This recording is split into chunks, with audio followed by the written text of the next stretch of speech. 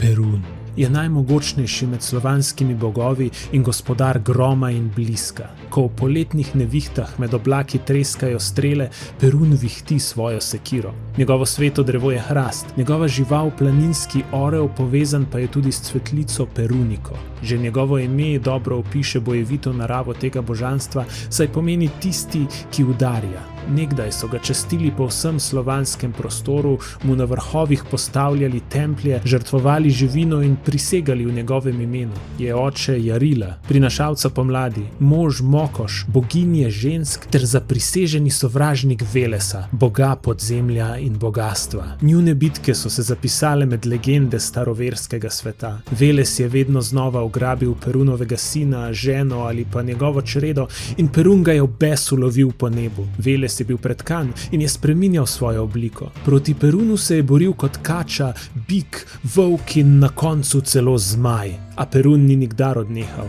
in se je boril naprej, dokler ni z mogočnim udarcem porazil sovraga in ga treščil na zemljo. Takrat se je odprlo nebo, opustošeno prst pa je napojilo krepšilno deževje, ki je zalilo polja in zagotovilo bujen pridelek. Tako je Perun svojemu ljudstvu vedno znova prinesel izobilje in preporod. Spomnite se nanj, ko grom in blisk stresata nebesni svod, saj ste priča siloviti bitki bogov. Katero slovansko božanstvo naj še opišem?